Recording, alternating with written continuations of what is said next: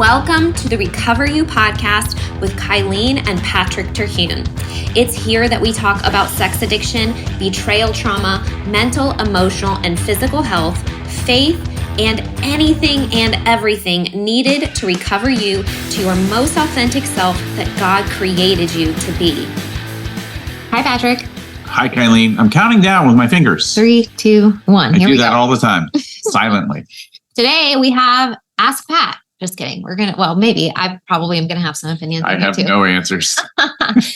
Yeah, we're going to do a Q&A today. So I have some questions that I think are very common questions that we are going to answer today. And I think some of these are really going to be good to hear your perspective. So let's just jump right in. Okay. All right. So the first question. What do I do when my husband says he is deleting everything and turning his life over to God and wants to do better? So context. You find something, you confront your spouse, and this is the response that they give you. They're totally feeling remorseful. Maybe they're crying.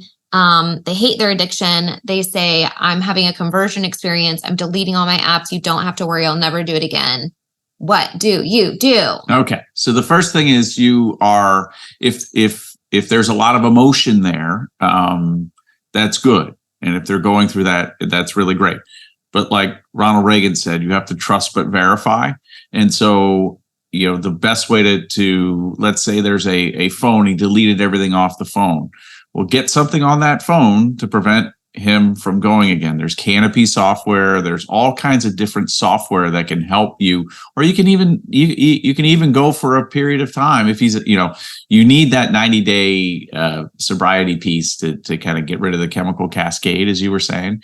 So why not delete all sort of internet access on the phone, or on, unfettered internet access on the phone, on a laptop, anywhere. Get rid of those things, because that's just going to help him recover a little bit more. It really, really is.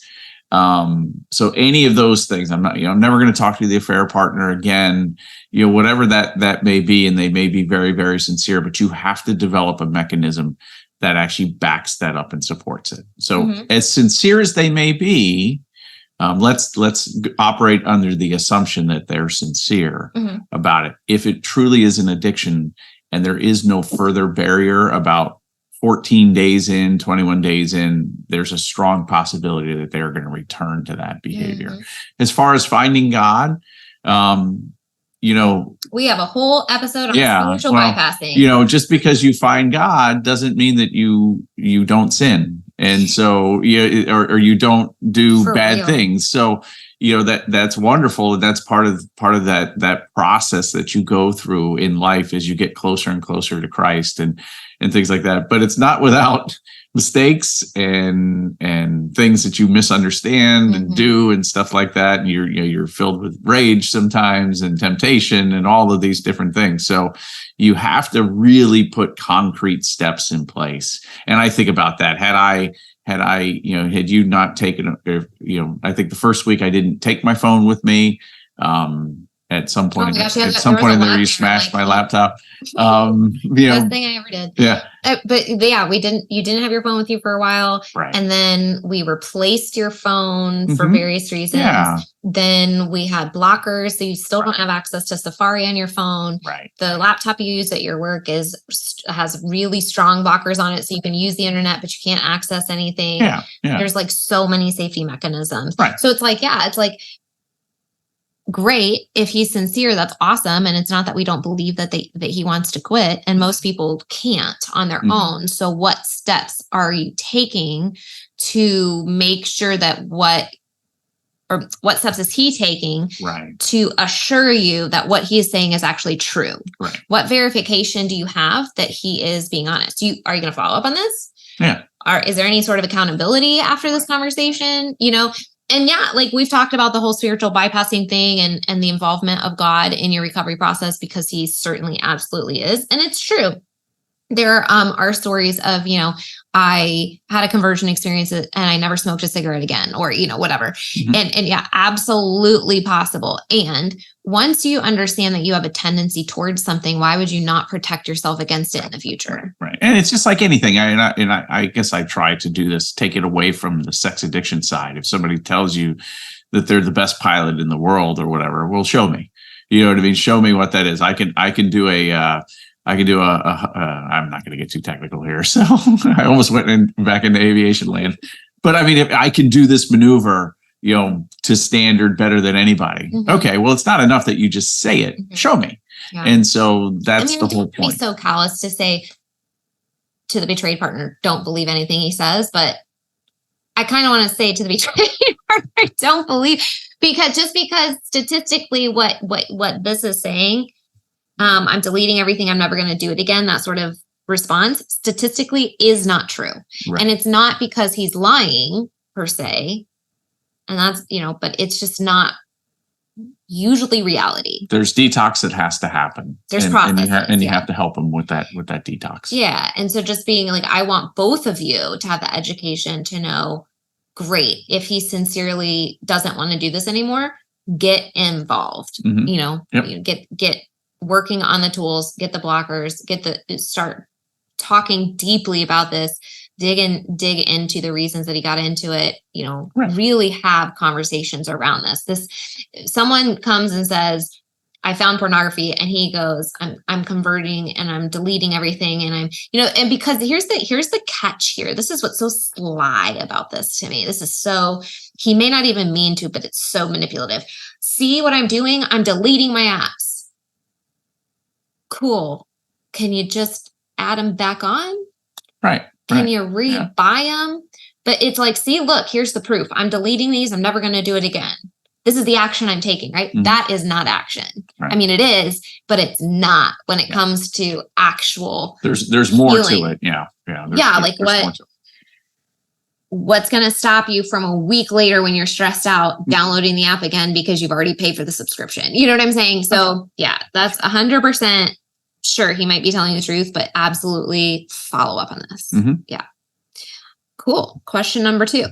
What do I do if I think he has an addiction, but I don't have proof?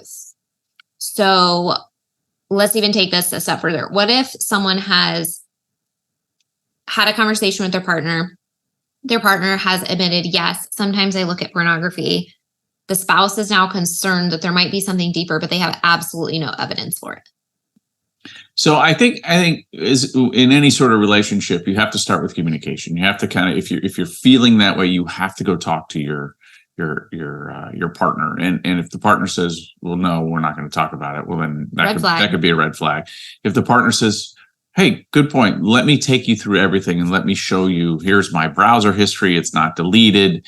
It's, all of these, and they're really open and honest about going through all of that. Mm-hmm. Then that's a better thing, right? You may find that, we talked about this a little bit where I was in denial and I didn't understand the full scope of it. But you may find that the person may say, well, no, I don't have an addiction. You go, yeah, but this is every other day, 4 hours a day or whatever. And it's like, no, it is an addiction. So I think it all depends on the level of open and honest communication. Well, let's just start with this. Let's just start with this assumption. Okay. You are not okay with pornography in your marriage, period. You find out that your spouse has admitted, yes, let's say they say, I occasionally look at pornography. A little versus a lot doesn't matter. It's all the same thing. Yeah. I mean, you have a personal boundary for the relationship. Right. And that boundary's been crossed. Yeah. And so don't be afraid to have those conversations is what I'm saying. Right. And so a lot of times, like in this specific situation, for example, I think he has an addiction. I know he has or occasionally does look at pornography, but there's a fear of accusing him of something without proof. Yeah.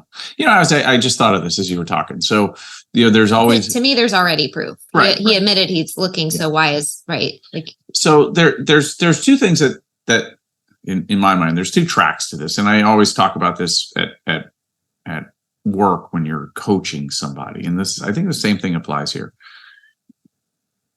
No matter what you're trying to do, either fire the person, promote them, make them better. The process is always the same. It starts with sitting down and saying, this is my assessment. This is where you need to get better, right? So, and sometimes the person you think you're going to fire takes that assessment and turns into a great thing, and they turn into this great story at work where there was one time I was actually in bed. Same thing in your marriage. So if you go, listen, I don't want to lose my husband, or, because I like being in this relationship with this guy, or maybe we get divorced. The process has to be the same. You sit down, you say, you still need the information. Right. These are my expectations. And this is what I want out of this relationship. I want honesty from you. I have these concerns. Can you address these concerns? Yeah. And then you evaluate whether those concerns are being addressed wholly. Well, and I feel like the fear of quote unquote accusing without having proof is not, you do have proof. They've admitted they look at it. Right, your boundary has been crossed. What more quote unquote proof do you need to take this really seriously and have conversations about it? Right? Like if it's happening, and again, we've talked about this before, most likely whatever they're telling you is layer 1 of 20. And there's reasons to that. Number one, you never really, there's denial on how much it is. Pornography has an addictive factor to it, especially you throw in with technology. And now you've got somebody who says, I only do it once a week and it's 3 times a week, or I only do it once a month and it's 4 times a month. Yeah. So just to get really practical here, though, some things that you can do from the spouse side is just ask yourself, or eventually ask your partner, if you don't, do I have access to all the bank accounts? Do I have access to his email? Do I have access to his social media, right? Those are some very, very common places that you're going to find evidence of this behavior. Yep. So if you have access to his social media and you're looking at his Instagram and all of a sudden he's following all of these Instagram accounts, or you kind of look in his message area, it's not like reading all of his messages, but you open that area up, and you see all of a sudden, like he's engaging with Instagram model stories, or he's messaged some of them, or, things that you would find inappropriate. Clue number 1, you start scrolling down his Instagram page and there's all of a sudden these, what was the case for you? That's where you were finding these advertisements for the chat and the cyber sex apps. And so, the algorithm works in our favor, in that whatever we click on, whatever we watch, whatever we repeat visit, whatever we say out loud, even sometimes, whatever we Google search, the app or the algorithm then pulls up advertisements for this. And so if you are seeing a lot of advertisements or things on Facebook or on their TikTok or on their Instagram that bother you, it most likely is pointing to some sort of patterned behavior, because those repeat behaviors go right into the algorithm, because you have said by clicking on something, liking on something, watching it multiple times, Googling something, that you're interested in more of that. And so if you're seeing that, if you have access to their social media, it's a great tool to get some information. Yeah. And spam isn't always the best for this, because we all get spam, but as a female, I will say I don't get like a lot of, if any, sexual spam. I really don't. But again, what you put your email into, if you're going to specific websites, you are more likely to have a large amount of sexualized spam in your email folder. And so these are all ways that, and here's the thing. If you don't have access to his phone or his social media or his email or whatever, and you ask for it because you have some concerns and he's not willing to give it to you, that is a really red flag. Yeah, it's interesting. And this isn't about control, because one of the things that wives get really worried about is, well, I don't want to accuse him unjustly. I don't want him to feel like I'm trying to be, controlling or mean or anything. It's not about that. If you have a justified fear and your partner wants to make you feel safe, and they can sit next to you while you look through their stuff, right? But think about the opposite. Would you have as the innocent party, do you have any issue with your husband going into your email? Do you have any issue with your husband scrolling through your Facebook page, right? It shouldn't be something that's triggering or that you get defensive about. If you don't have anything to hide, there shouldn't be an issue. And so if you have a reason to believe that something's going on and they don't want you to go into these places, that is a very strong piece of information for you to act on. As an aside, after I cleaned up and I've got nothing to worry about, occasionally, you're like, hey, can I see your phone or whatever? Like, look at pictures. And like, I remember having to, this is just a side to this podcast, like getting a little nervous, right? Because it was like that. I would have been so nervous before, but then telling myself like, there's nothing to worry about. And it's a really reassuring thing. It's kind of like a backup of the work. And since recovery, since recovery, you just hand the phone over, hand the phone back and go, okay. Like, you don't even say anything. You know what I mean? So it's like, it's a really interesting thing that once you're clean, how sweet that feels. Well, and I would even say, because you never, even when you were in your addiction, you never hid your phone from me, or in the sense that if I asked for it, you would give it to me. So I would even say, like, if you guys are, let's say you're not going through addiction and betrayal and you're just listening to this podcast because you find it interesting, maybe that's something that you do, because I had, technically, if I wanted it, access to your phone. You would have handed it to me, but I didn't look. Right. I don't think there's anything wrong with periodically looking. It's not that you don't trust your partner. It's that this is a really serious issue that destroys marriages. Over 50% of divorces cite pornography as one of the contributing factors. Right. And you want to protect each other. Why wouldn't you periodically just go in and kind of look at things, right? Yeah. Like, what is there to hide? So had I done that, like 5, 6, 7 years ago, and been like, hey, let me look at, your apps, let me look at your Facebook, let me look at your email. Had I searched for these things, I would have found it so much sooner. Right. And should I not have? I don't know. Yeah. But I'm just saying, if your husband hands over his phone willingly, that's not necessarily a clear nothing is going on sign, because you would have handed it. You did the day I found out, handed it over willingly. Yeah.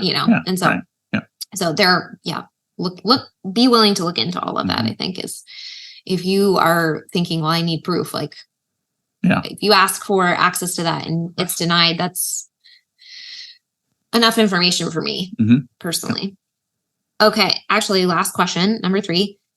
How do I navigate a D-Day anniversary? And do you celebrate anniversaries?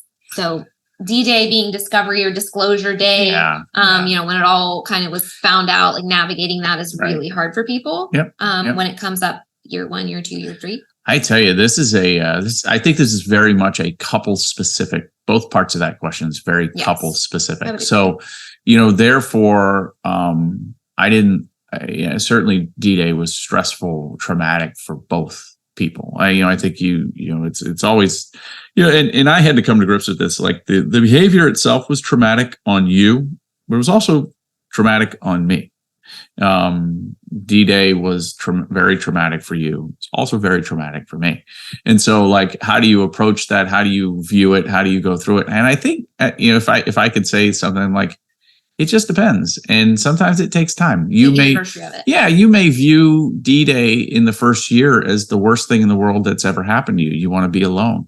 Over time, as the relationship improves, you may go, you know what, we're going to not necessarily view it as a celebration, but a moment where honesty really came back into our relationship. And you know what I mean? Like, it really depends on the perspective that you can gain from both your current situation and what that moment represented. So I feel like I'm very proud of the fact that I've gone 936 days, and that has its origin in D-Day, right? It really does. And so I'm very proud of that. Am I proud of D-Day? No, I'm not proud of D-Day. So I think I'll always kind of, once January 31, February 1 rolls around every year, I'm probably going to always think about it and go, man, it'll be one of those just constant reminders to me of, man, I used to live a life that I did not like, and that I was in hell, and I don't anymore. And, I think, as with most good people, you regret hurting people. You know what I mean? You hope you do. Yeah. And so I regret hurting you. I regret taking us through this thing and Keegan through this thing where he had to wonder what the heck was going on, the uncertainty that I caused and the pain that I caused. I always wish, but I do view that. And even Keegan, I'll be like, hey, Keegan, I'm at 936 days. He'll be like, good job, Dad. You know what I mean? So he's proud of me, you know what I mean? And stuff like that. So as far as your wedding anniversary, once again, Well, let's stop. Let's just keep talking about D-Day. Let's do that second. Okay. So yeah, I would say actually the first year most likely will be the hardest, partially because of like trauma, cellular memory in your body responding, even if mentally, emotionally, you kind of feel like things have been going well, your body remembers what happened that day, which is just a fascinating thing. And so a lot of times you may, even if everything's going fine in that period of time in your relationship and at home and everything, you may feel more anxiety, or you may, notice some more stress that week or things like that. And so I think being aware of that can take some of the edge off if it does happen, because it's not as scary if you know what's happening, right? But if you're taken off guard by that, you can really be thrown for a loop, right? Like have a panic attack and you're like, what the heck? And then you're like, oh, it's the day before D-Day last year, So I would even say, maybe even come up with a couple different options for yourself. Do you want to do something positive, or do you want to pretend like it's just every other day and just see what happens? Do you have a couple different plans based on how you feel? And then if you communicate to your spouse, hey, if I'm activated, if I'm stressed, like here are some ways that you can support me in the moment, because I know all these tools, but I'm in the moment, it's hard for me to remember them. Right. And that way you can navigate it. I'm trying to actually remember, what did we actually do? We went to Columbus. We were going to celebrate it there. And then I got sick and we came home. So we weren't going to celebrate. We decided to take time away. Because I was giving you the 1 year coin and stuff like that. We did decide to take, that's right, it was like a 2 or 3 day weekend, but then you got sick and we came back, and it ended up being, so again, here's the biggest thing, I guess, when I'm saying have different options, you can always change your mind. So if you plan to do something and you don't like it, or you feel icky or whatever, it ended up being, in my mind, not good that you got sick, but it worked out that you got sick. I did not like that. I was not in a place to be on a trip in a hotel room with you at our 1 year of recovery. Like it just felt weird. It felt uncomfortable. I didn't like it. It was not relaxing. Now maybe it would have felt better had we been able to stay longer. I think it was literally less than 24 hours. You got a fever that night or whatever. And then you were like, we got to go home. Yeah. So we drove home, but be willing to just listen to your body and communicate to each other what's going on so that you can be there through it, because it may be hard and it may be totally fine. You guys may be doing it in a great spot and your body takes it like any other day, or, it may be really stressful, and there's nothing wrong with that. Just, make sure you have different options set up for yourself, different safety plans, different communication, be prepared to kind of navigate that together. The one thing I would encourage people is if year one, you're really stressed out, you don't know, if by year 15 you go into this, like you're still like, falling to the ground and gnashing your teeth. And I want to, everybody can recover the way, but you gotta check in and say, hey, am I healing the way I should? Do I need a little bit more support if those kinds of dates are really creating a vastly traumatic emotional response in you? It's okay if you have that response, but I think, remember, both sides need to engage in healing. And if at some point, it should have less and less meaning to you as far as what it is. If recovery is happening. If recovery is happening. And so I don't ever want to shame anybody for having an overwhelming emotional response to something. I'm just saying, just keep that in mind, as if it's like a relapse. Right. Massive triggers are like a relapse. You always look at that and there's something going on. What is underlying this? Right. What was the contributing factor? Right. And is it something that I can continue working on healing? Sure. Yeah. So what did we do for the second year? We just move past it? I think we did. Didn't do anything for it? Yeah. Just kind of like acknowledge that it appears that you are starting to view it differently, in a more positive way than I was, actually, because you were kind of like, hey, this is like, we've achieved something. And I was like, well, I don't even want to talk about it. You know what I mean? So I think that's been it's the rebuilding. Right. That's the time. It's the amount, in my mind, it's the amount of time that we have spent creating something new. Yeah. So now not everybody does this, and it's not necessarily the quote unquote right way to do it, but we've talked about this a lot. I view it as like the old relationship and the new relationship. So to me, that's the amount of time that we've spent building the new relationship. Right. And so that's been, but that also made me think, right? I was like, oh wow, interesting, and so kind of a reframing. Yeah. So that's good for, both folks, if you're doing that. Now, if it leads to divorce and split up, you always have to find your own ways to make sense out of things in a positive way that can help move you forward. You know what I mean? You can reclaim the day, or right. Yeah. Go to a baseball game and say, hey, it's baseball game day. Well, I guess nobody's playing baseball in February. But as far as the anniversary, that was probably one of the hardest things for me to hear from you, was that you no longer wanted to celebrate it. And that was really, really difficult. And I think you even asked me one time, and I was like, well, I kind of disagree with you, but I understand. Like, I would never, I'm not going to hand you something on that day. Like, I'm just, I respect, what you've done. But I think as I continue to think about it, once again, that's a couple related thing. The couple may decide that that's the day that they're reclaim it. Yeah, some people reclaim it, and that's great, and you should. And so if that's what feels right for you, other couples will decide that this is something that we're not going to celebrate. But we are going to celebrate a new rebirth of the relationship at some other point. You pick a date, whatever that may be. We had that episode when shit hits the fan in your relationship, and we kind of shared that summer 2023 we had a significant period of stress and everything.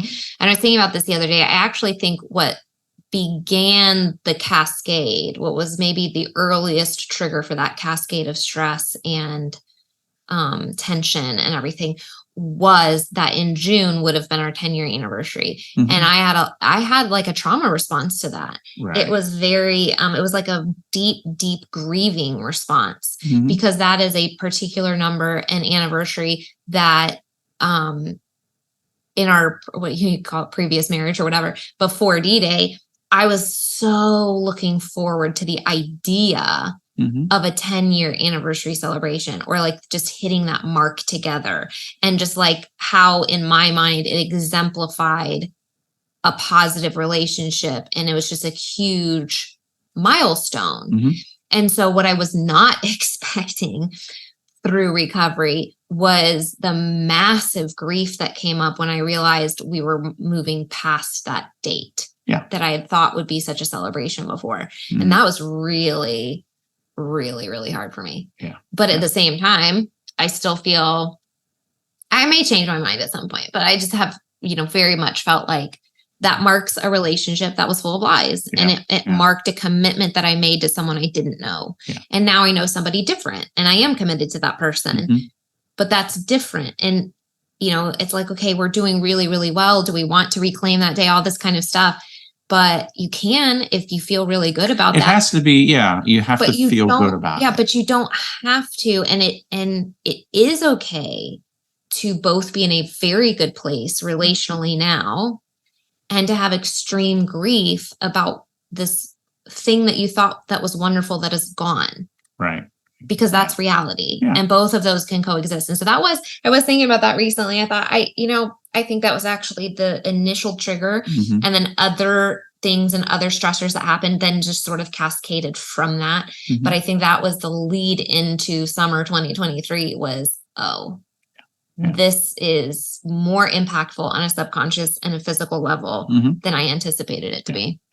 Yeah. I think I had read somewhere that, like, when you have, relationships, when they go through infidelity and, of any sort, basically face this moment. And one of the best ways to move forward is to recognize that it was a pre versus a post.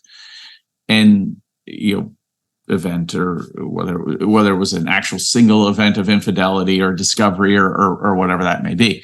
And so you have this choice to say, we are going to reclaim the marriage or reclaim the relationship and it'll actually be better because there's more open and honest communication, and people, you spend, if you're two really committed people post discovery, you spend so much time talking about things, and you know what I mean? You spend so much time opening up about your hurt and how you feel and all of those things that maybe you never would have done. And so the relationship, and then you can use that to catapult the relationship into what could be a wonderful setting, right? A very wonderful setting, full of empathy, full of understanding, full of openness, that otherwise may not have existed. No, it's true. I mean, I really, really, really thought that, we had a brilliant relationship before discovery. And that was part of the reason that the emotional fall for me was so great, was because I just felt so blindsided. Like, what's wrong? Nothing's wrong. Everything's good. Yeah. And I was so happy. And with and I really held on to that for a long time, because it was just such a thorn, to feel like it was what I felt like was so beautiful was destroyed so grossly, and so that was really hard. Now it's interesting, because looking at that before discovery relationship, I never would have thought that it was shallow, but the way we interact now is so different. Oh yeah.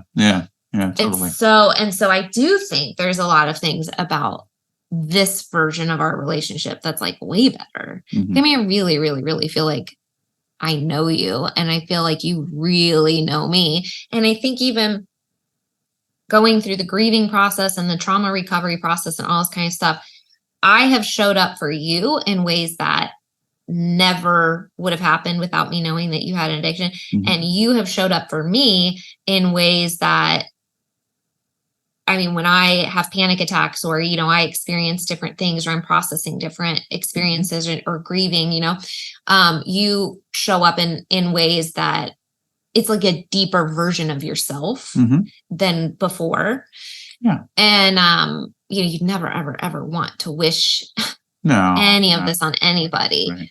But you do, when you do go through it and you are faced with this, there is the potential, when you do the work, to come out on the other side and go, oh no, like, this is a better relationship because we're better people. Right. This is a better relationship because we talk more. This is a better relationship because there are no secrets that are festering in the background. This is a better relationship because I actually fully know who you are. Right. Like, I fully know your life. Yeah. Well, and the most intoxicating healing thing that anybody can ever experience in their life is two things: to be fully known and seen, and to be loved. And you put those two things together with the same person, and that's a really incredible thing. And you didn't know that out of me. You know what I mean? You loved a part of me, not all of me. And so I could see in the part I was given. Right. Yeah. And so you didn't love all of me. And so, and I guess you could argue that I didn't love all of you, either. But so now this thing pulled us open and exposed us both, in me, certainly from a behavioral standpoint. And here we are 936 days later, and we love each other, and we want this to get better. And so at the end of the day, who cares what date you celebrate that? Yeah. You know what I mean? Who cares what that is? Because that is an insignificant piece. And yeah, I think if you guys have different perspectives or feelings about it, be respectful to the one that is, how do I say this? Like, feeling more of the trauma effect. So for example, like, you and I had differing perspectives on the anniversaries, but you sort of deferred to me because of the pain that it caused. Right. And so there may be any variety of different perspectives and feelings about these dates from either partner.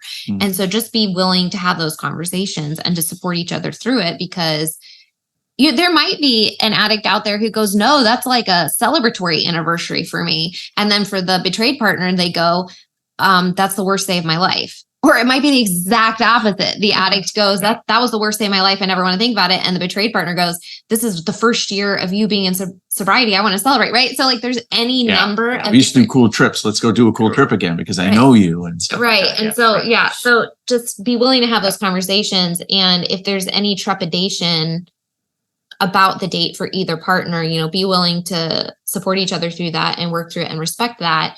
And again, the first year is probably always going to be the most difficult because you don't really know how to anticipate it. Well, and you're not really in recovery either. Right. And that's a big piece. Yeah. Yeah.